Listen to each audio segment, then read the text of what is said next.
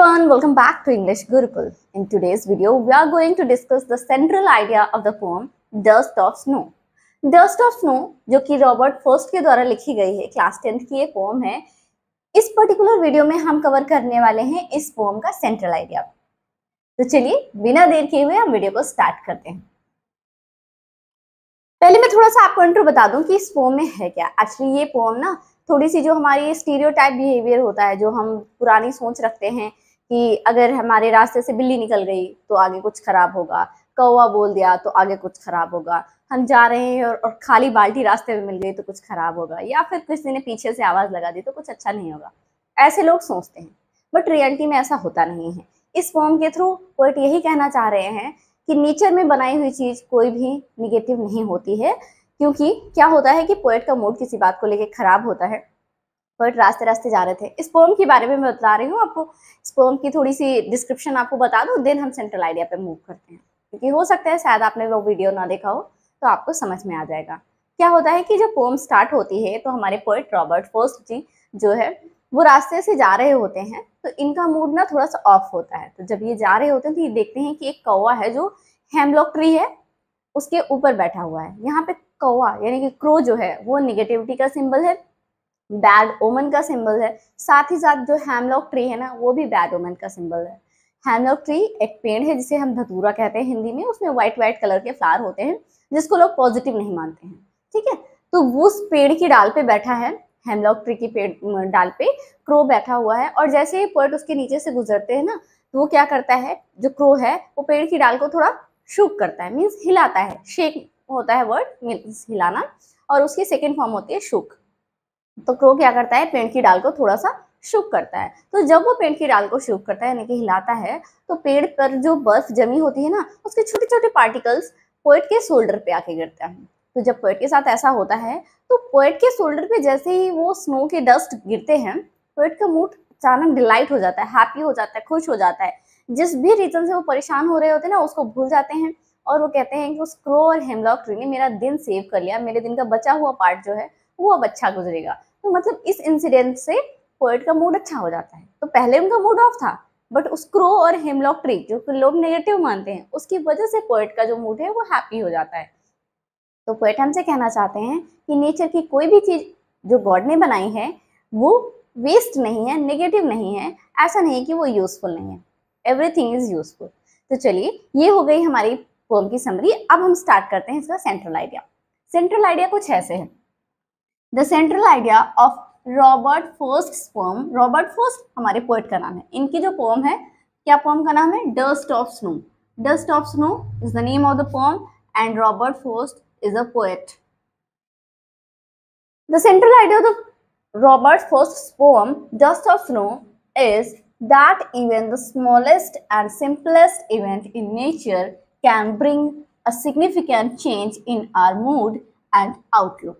Poet कहना चाह रहे हैं इस पोएम के थ्रू कि इस पोएम में ये बताया गया है कि जो नेचर में पाए जाने वाली कोई भी चीज, छोटी से छोटी चीजें हो, दैट इवन द स्मॉलेस्ट बिल्कुल छोटी सी, और सिंपलेस्ट जो बहुत से सिंपल सी हो. अब बताओ उसके जो पोएट हैं उनके शोल्डर पे डस्ट का गिरना, इट्स अ सिंपल थिंग, कोई बहुत बड़ी बात नहीं है ये. तो पोएट कह रहे हैं एकदम जो स्मॉलेस्ट चीज हो या फिर जो सबसे सिंपलेस्ट चीज हो, कोई भी इवेंट जो सबसे सिंपल हो, सबसे स्मॉल हो इन नेचर, मतलब नेचर में होने वाला कोई भी इवेंट, चाहे वो सबसे छोटा ही इवेंट क्यों ना हो, चाहे सबसे सिंपल इवेंट क्यों ना हो, can bring a significant change. वो क्या लाता है, इम्पोर्टेंट चेंज लाता है इन आवर मूड, हमारे मूड में, and outlook. And outlook means हमारे देखने के नजरिए में. अच्छा आप बताओ, मान लो आपका मूड खराब है किसी रीजन से, तो आप कभी अपने गार्डन में जाके देखो, एक्सपीरियंस करो. आप पेड़ों के बीच रहते हो ना तो आप अपनी जिस बात को भी लेके सैड हो ना वो सब भूल जाते हो.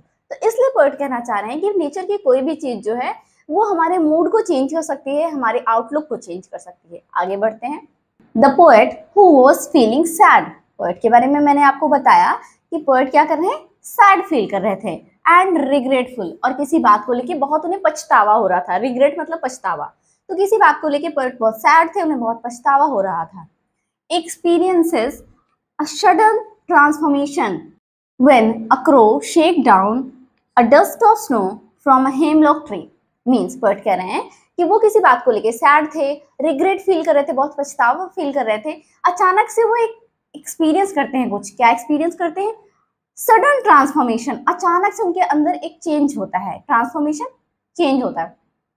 तो उनके अंदर एक चेंज होता है, क्या होता है कि चेंज, उनका जो हार्ट है, उनका जो माइंड है वो डिस्टर्ब था अभी किसी बात को लेके, सैड था, अब वो हैप्पी हो जाते हैं। तो कैसे ये चेंजमेंट होता है? चेंजमेंट तब होता है जब एक क्रो जो है वो शेक करता है, क्या करता है? शेक, पेड़ की डाल को शेक करता है, and dust of snow, snow के छोटे छोटे पार्टिकल्स जो है वो पोएट के शोल्डर पे गिरते हैं, और वो भी क्रो बैठा कहाँ है? हेमलॉक ट्री के ऊपर, ठीक है, जो कि निगेटिविटी का सिंबल है।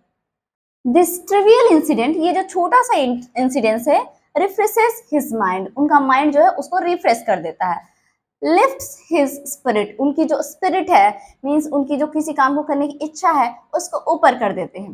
And make him realise that not all is lost in a day, और उन्हें ये रियलाइज करवाती है कि पूरे दिन में सब कुछ वेस्ट नहीं हुआ है। मतलब ये जब भी जो पोएट के साथ इंसिडेंट हुआ था, इसके बारे में कहा जा रहा है कि दिस ट्रिवियल इंसिडेंट, ये जो छोटा सा इंसिडेंट है, ये पोएट के माइंड को रिफ्रेश कर देता है, उन्हें लिफ्ट अप कर देता है, और उन्हें इस बात का रियलाइजेशन होता है कि उन्होंने अपना पूरा दिन नहीं वेस्ट किया, अभी भी दिन का कुछ पार्ट बाकी है जिसको वो यूटिलाइज कर सकते हैं।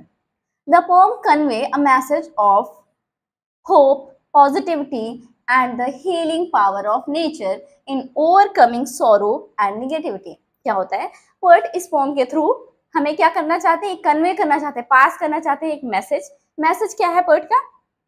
पोएट का मैसेज है होप, मतलब उम्मीद रहनी चाहिए, पॉजिटिविटी, हमेशा पॉजिटिव रहो, कुछ निगेटिव ना सोचो, and healing power of nature, और साथ ही साथ वो ये भी बताते हैं कि नेचर के अंदर ना हीलिंग पावर होती है, हमारा माइंड कितना ही ऑफ हो, नेचर हमें हील कर देता है, हमें खुश कर देता है। In overcoming sorrow and negativity, हमारे माइंड में कितना ही सॉरो हो, दुख हो, निगेटिव सोच रहे हो हम, लेकिन जब भी हम नेचर के बीच में जाते हैं हमारा जो माइंड है रिफ्रेश हो जाता है, हम हील फील करते हैं। तो इस तरीके से ये था central idea of the poem. मैं थोड़ा सा साइड हो रही हूँ, आप क्या करिए, इसका स्क्रीनशॉट ले लीजिए अगर आपको नोट्स बनाने हैं तो। आई होप कि आपने स्क्रीनशॉट ले लिया है, अगर स्टिल अभी नहीं लिया है तो आप वीडियो को जरा सा पॉज करिए और रिवर्स करिए थोड़ा सा, और वहां पे रिवर्स पे जाके जब मैं साइड हूँ तो फिर से आप पॉज कर लीजिए, उसका स्क्रीनशॉट ले लीजिए या फिर अपने नोट्स बना लीजिए। आई होप कि ये जो सेंट्रल आइडिया है आपको समझ में आया होगा। नेक्स्ट वीडियो में हम इस पर्टिकुलर पोएम में कितने पोएटिक डिवाइसेस हैं उनको कवर करने वाले हैं, तो आई होप कि आप वो वीडियो भी जरूर देखेंगे। वीडियो अच्छा लगा है तो प्लीज वीडियो को लाइक जरूर करें, चैनल पे पहली बार विजिट कर रहे हैं तो चैनल को सब्सक्राइब करें, और हाँ, इसे ज्यादा से ज्यादा शेयर करें अपने फ्रेंड्स और फैमिली के साथ। मिलते हैं हमारे नेक्स्ट वीडियो में, टिल देन बाय बाय।